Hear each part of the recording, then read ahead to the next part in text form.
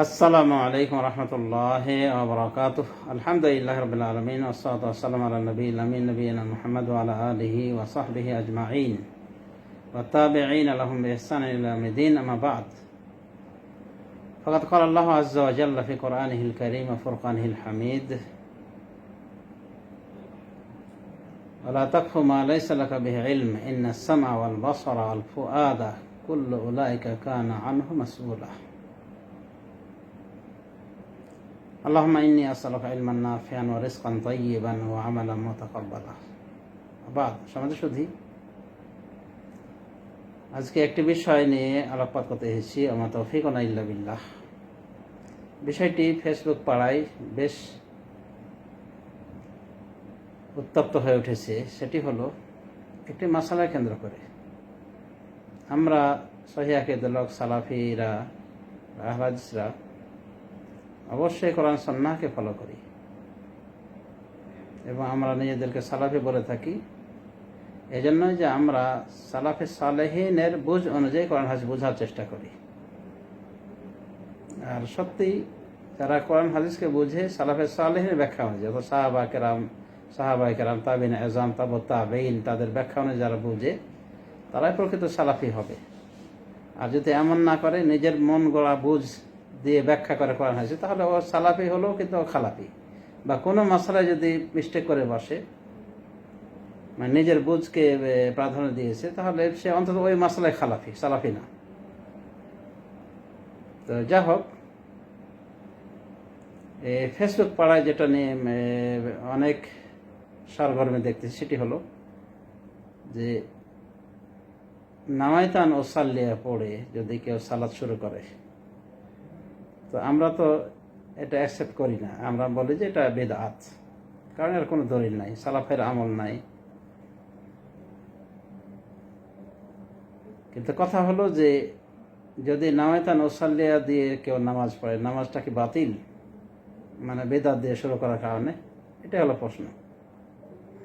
কোনোভাবে অজুতে ঘাড় মাসা করা, এ বিষয়ে সহি কোনো হাদিস পাওয়া যায় না। সহি স্পষ্ট কোনো হাদিস পাওয়া যায় না রাসূলুল্লাহ সাল্লাল্লাহু আলাইহি ওয়াসাল্লাম থেকে। যা পাওয়া যায় জয়ীফ, জাল ছাড়া কিছু না। তো এই হিসেবে আমরাও এটাকে মনে করি যে এটা বিদআতি কর্ম। যদি অন্যান্য উলামায়ে কেরামের অনেকেই বা অধিকাংশ উলামায়ে কেরাম, বিশেষ করে চার মাযহাব থেকে, তারা এই নামাইতান ও সাল্লিয়ার পক্ষে গিয়েছেন, মানে বলার পক্ষে গিয়েছেন। কেউ বলছে মোস্তাহাব পর্যন্ত বলেছেন, কেউ ফরজ বলেননি। তো তারা ইজতিহাদ করে বলছে আমরা মনে করি যেন ধরি না, এটা বিদআতি আমল। ঘাড় মশা করার বিষয়টা জয়ীফ, জাল হাদিসের আলোকে কেউ কেউ মোস্তাহাব বলেছেন, এতটুকুই। ফরজ ওয়াজিব কেউ বলেননি। আমরা এটাকেও বিদআতি আমল ধরে নিতে পারি। কিন্তু প্রশ্ন হলো যে ঘাড় মশা করার কারণে অজু বাতিল, আর অজু বাতিলের কারণে নামাজ বাতিল, এই ফতোয়াটা কি সালাফ থেকে বর্ণিত হয়েছে?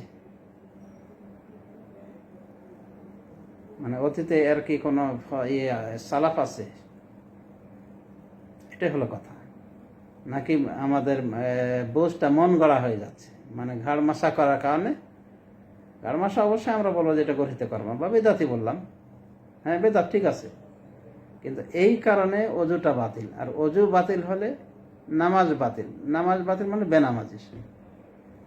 এই ফতোয়াটা কি সালাফে সালেহিন থেকে মাসুর আছে বা গ্রহণযোগ্য কোনো ইমাম থেকে এসেছে? কোনো ইমাম থেকে আসেনি। সালাফে সালেহিন থেকে আসা তো সুদূর পরাভূত। তারপরে কথা হলো যে বেদআত, কোনো আমল বেদআত হয়ে গেলেই যে ওর সাথে সংযুক্ত আরো যত ভালো আমল সবই বেদআত হয়ে গেছে আর এই জন্য গ্রহণ হয় না, এটা সঠিক নয়। বরং এইভাবে একটার পর একটাকে সিরিয়াল দিয়ে ভাবে বলা যে ঘাড় মাসা করা যেহেতু বেদাত, কাজে অজু বাতিল, কারণ বেদাতি কাজ হয়ে গেছে, আর বেদাতি কাজ আল্লাহ গ্রহণ করেন না।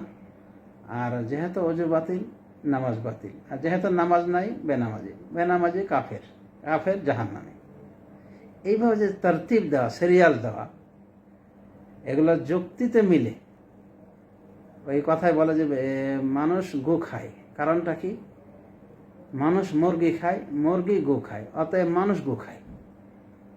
এরকম যে মানতেক আছে না, এই মান থেকে দর্শনে ঠিক আছে এই কথাগুলি, কিন্তু শরীর দৃষ্টিকোণ থেকে এগুলো ঠিক নাকি? চরমপন্থী কথা। ঘাড় মাসা করাটা কোনো আলেমই বলেননি যে অজুর এটা ফরজ বিষয়। যারা বলেছেন তারা কিন্তু সংখ্যায় কম না। তো যা হোক, তো ঘাড় মাসা করাটা বেদাত, কিন্তু এটা অজুর ক্ষেত্রে তারা কিছুই মনে করছে না, এটা একটা মুস্তাহাব বিষয় করছে যারা পক্ষে। তো এই ঘাড় মাসা করলে কি অজুর কোনো ওয়াজিব ফরজের কোনো ত্রুটি হয়েছে? না, ওগুলো সবগুলি পাওয়া গেছে, একটু বাড়তি কিছু করে দিয়েছে। এটাকে বলে বেদআহ ইদাফিয়া, যদি আমরা বেদাত ধরে নিই, আর আমরা এটা ধরি, তো ওই বেদাত সংযুক্তি করার কারণে পুরো সহি আমলটা বাতিল হয়ে গেল। কে বলেছে এটা?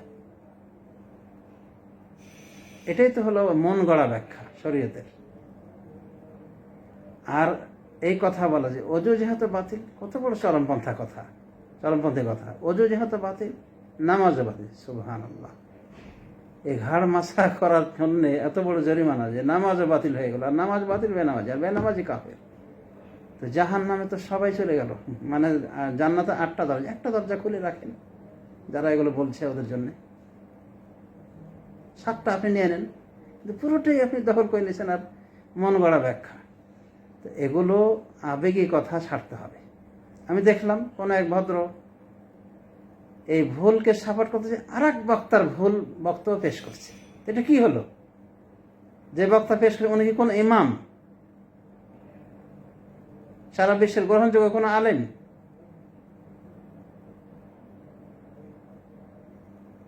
তো সালাফির নাম দিয়ে লাভ কি? খালাফির নাম দেন। কথা হলো ভুলই থাকবে।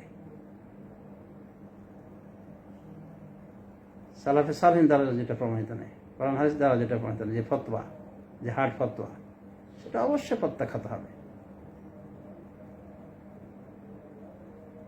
বেদাতের বিভিন্ন প্রকার রয়েছে। এটা হলো বেদা ইদাফিয়া। ইমাম শাতিবির বইটা পড়ার অনুরোধ করছি এই ভাইদেরকে, যে বেদাতের কত প্রকার হতে পারে এবং কোন প্রকার বেদাতে মানুষের সমস্ত আমল বাতিল হয়ে যায়, আর কোন প্রকার বেদাতে আংশিক বাতিল হবে, যে বেদাতে অংশটুকু ওটুকুই বাতিল বলে গণ্য হয়। এগুলো শিখতে হবে, পড়তে হবে। মুখস্থ খালি হাওয়াই তাকরি দিলে হবে না। আর একজনের ভুলকে প্রমাণ করতে আর একজনের ভুল পেশ করা মানে কি? পেশাব দিয়ে পায়খানা ধৌত করা। পরিষ্কার হবে কাপড়? পরিষ্কার হবে না। তো আমাদের কথা হলো যে চরমপন্থী ফতোয়াগুলি পরিহার করা। মানুষ মতো ভুল হতে পারে। আপনি যে শেখের দিচ্ছেন, এই ফতোয়াটা মানে কোট করছেন, ওই শেখ 15 বছর আগে বলেছিলেন, 15-20 বছর আগে বলেছিলেন। তো মানুষের এলেমে বারাকা হয় না আস্তে আস্তে? আমার কোনো এক সুপ্রিয় সাগরকে জিজ্ঞেস করা হয়েছিল, তো উনি বলছেন যে এটা এক কথায় এটা তার উদ্দেশ্য ছিল না, বা এক কথায় এটা উনি এখন মনে করেন না সঠিক। খালাস, আপনার ইমাম সেজদা থেকে উঠে গেছেন, সেজদাতে পড়ি থাকবেন, এটা হলো ইমামের ইক্তেদা হলো? তো যা হোক, চরমপন্থা থেকে বিরত থাকেন। কোরআন হাদিসের মন গড়া ব্যাখ্যা দিবেন না। বেদাত সুন্নাহ সম্পর্কে লেখাপড়া করেন ভালো করে, আমাদের সালাফি ভাইদেরকে বলতেছি। তারপরে ফতোয়াবাজি করতে আসে। তো যা হোক, আমরা এই জাতীয় ভুল ফতোয়ার ঘোর বিরোধী, এবং এগুলো থেকে আমরা নিজেকে মুক্ত মনে করছি, এবং এগুলো সালাফিদের উপরে চাপানো যাবে না। এটা ব্যক্তিগত ফতোয়া, ব্যক্তিগত ভুল। তবে এই জাতীয় ভুল ফতোয়া প্রমোট করা মানে কি? নিজের মানহাজের খালাল প্রমাণ করা, যে নিজের মানহাজগতভাবে কতটা মায়ের খাওয়া লোক, এটা প্রমাণ হবে। অতএব সতর্ক সাবধান। মানুষের কোনো ভুলকে বা কোনো আলেমের কোনো ভুল সিদ্ধান্তকে সঠিক প্রমাণের জন্য আর এক আলেমের ভুলকে পেশ করা যাবে না। হতে পারে দুজনে গর্তে পড়েছে ওই বিষয়ে। যেমন এই বিষয়টা কথা বলছে, কে বলেছে? অতীতের বর্তমান বিশ্বের বড় বড় আলেমা একরাম কেউ কি বলেছে এই চরমপন্থী ফতোয়া বলেছে ঘাড় মাসা করলে অজু বাতিল, আর অজু বাতিল নামাজ বাতিল, বা নায়াতান ওসাল্লাহ বলে নামাজ পড়ে নামাজটা বাতিল হয়ে গেল? নায়াতান ওসাল্লাহকে যারা পড়ার পক্ষে, তারা কি ওটাকে নামাজের কোনো মনে করেছে? ফরজ অংশ মনে করে? না সালাতের ফরজ সুন্নাত ওয়াজিবের ভিতরে কোনো ত্রুটি এসেছে, পরিবর্তন করা হয়েছে। তো কথা হলো, যদি বিদাতের মাধ্যমে কোনো ফরজকে ছেড়ে দেওয়া হয়, কোনো রুকুনকে ছেড়ে দেওয়া হয় ইবাদতের, তাহলে ওই আমলটা বাতিল হয়ে যায় ওই বিদাতের কারণে, আর বিদাতটাকে নষ্ট করে দিয়েছে। কিন্তু আমভাবে বলে দিবেন একটা বেদাত হইলেই, বেদাতের আপনি ওজন দেখলেন না, বেদাতটা কী পর্যায়ে, বেদাত এজাফিয়া না বেদা আসলিয়া, মানে একটা হলো পুরোটাই বেদাত, এটা হলো এজাফি বেদাত, এজাফত করা হয়েছে। যেমন ফরজ নামাজের পরে মোনাজাত দেওয়া, জয়ীব জাল হাদিস বা একক হাদিসের ওই দলিলগুলি পেশ করে থাকে যারা ফরজ নামাজের পরে মোনাজাতের পক্ষে, জামাই মোনাজাত আর কি, মানে দলবদ্ধ মোনাজাত, দোয়া হাত উঠিয়ে, যে ইমাম আমিন এই দোয়া করে আর মুক্তাদি শুধু আমিন আমিন বলবে। এটাকে মহাকে ওলামা কেন বিদআত বলেছে, যদিও আরও কিছু ওলামা কেন তারা বড় বড় আলেম পক্ষে বলেছে। তো আমরা যদি এটা বেদাত ধরে নিই এবং বেদাতি মনে করি আমরা, তাহলে ফরজ সালাতের পরে যে এটা করা হলো, এই কারণে কি পুরা নামাজটা বাতিল হবে? না, নামাজ ঠিক আছে, কিন্তু এই অংশটুকু বাতিল, কারণ এটা বিদআত। আর সালাম শেষ হয়ে গেলে নামাজও শেষ হয়ে যায়। তাহলে নামাজের কোনো অংশের ভিতরে এই মোনাজাতটা পড়ছে না, তো কেন পুরা নামাজকে যদি আমরা কেউ যদি বাতিল বলে থাকে, যে বেদাতে আমল করা হয়েছে, কারণ পুরোটাই বাতিল, এটা যেমন বেঠিক, ঠিক এই ওযুর ক্ষেত্রে গাড় মাসা করাটা এইটুকু বাতিল, আমরা মনে করি বাতিল, কিন্তু এর কারণে পুরো ওযু নষ্ট, আর ওযু নষ্ট, নামাজ নষ্ট, নামাজ নষ্ট বেনামাজি, আর বেনামাজি কাফের। তার মানে নামাজি আর থাকলো? ইমাম নাওয়ী বহুদিন আগে বলে গেছেন তার মাজমু ইত্যাদি কিতাবে, যে নাওয়াইতু আন উসাল্লিয়া ইত্যাদি বলা এটা হলো মুস্তাহাব। শুনুন, এত বড় একটা ইমাম মুস্তাহাব বলছে, তারও নামাজ তো আপনার দৃষ্টিতে বাতিল হয়ে যাবে, সারা জিন্দেগির আমল তার বাতিল, নামাজটা নাই, খালাস, ও তো নামা বেনামাজ জাহান্নামে যাওয়ার কথা। এভাবে যত বড় বড় আলেমই বলেছে। এই দায়িত্ব নিতে কে বলেছে আপনাকে? এই ভয়ঙ্কর ফতোয়া কে দিতে বলেছে? এই ফতোয়ার ক্ষেত্রে চরমপন্থী হওয়া থেকে সাবধান থাকবেন, আর কোনো আলেমের পদস্খলনকে দলিল বানাবেন না। আলেম তাই কি হয়েছে, ভুল করতে পারে না, ভুল হতে পারে না, একটা ভুলকে প্রমাণের জন্য আর এক আলেমের ভুলকে পেশ করে মানুষ যেন দুজনে এই যুগের মানে মহা মানে বিদ্বান, একেবারে মানে মুজতাহিদ মুতলাক হয়েছে, যে তাদের কথাটার দলিল হিসেবে পেশ হবে না, তাদের কথাকে মানতে হবে কোরআন হাদিস দিয়ে, সালাফে সালেহিন দিয়ে, এবং প্রাজ্ঞ ওলামায়ে কেরামের ফতোয়ার আলোকে। তো এটা একটা অদ্ভুত ফতোয়া, এই ভয়ঙ্কর ফতোয়ার প্রচার প্রসার থেকে বিরত থাকেন, আর পারলে ওটা ডিলিট করে মুছে দেওয়ার চেষ্টা করেন। তো যা হোক, আল্লাহ রাব্বুল আলামিন আমাদের সবাইকে ফিকহ দান করুন, দিনের ভিতরে গভীর জ্ঞান দান করুন, যেন আমরা দিনটাকে সহিভাবে বুঝি এবং এই খামখেয়ালিপূর্ণ বাড়াবাড়িপূর্ণ ফতোয়া থেকে যেন বিরত থাকি। আল্লাহ হিদায়াতের মালিক। এখানে আমি কোনো বেদাতকে প্রমোট করিনি, বরং বেদাতই থাকবে, কিন্তু আপনি যে ফতোয়া দিচ্ছেন যে এটা এর কারণে সমস্ত আমল বাতিল হয়ে গেল, এই চরমপন্থার বিরোধিতা করেছি। ওলামায়ে দ্বীনের আলোকে কথা বলতে হবে, ওলামায়ে দ্বীন কীভাবে বুঝেছেন এই ব্যাখ্যাগুলি, এবং বেদাতের প্রকারগুলি আপনাকে দেখতে হবে, যে কোন বেদাতের মূল ইবাদতের অবকাঠামো নষ্ট হয়ে গিয়েছে, ফরজ ওয়াজিব প্রভাব পড়েছে, রুকুন নষ্ট হয়ে গেছে, সেটা অবশ্যই বিদআত, সেটার কারণে পুরো আমলটাই বাতিল হয়ে যাবে। আর যদি দেখা বিদআত ইজাফিয়া, মানে পরবর্তী অ্যাড করে দেওয়া হয়েছে, কিছু অ্যাড হয়েছে, কিন্তু মূল অবকাঠামো ঠিক আছে, তো পুরোটাকে আপনি কীভাবে বেদাত বলেন?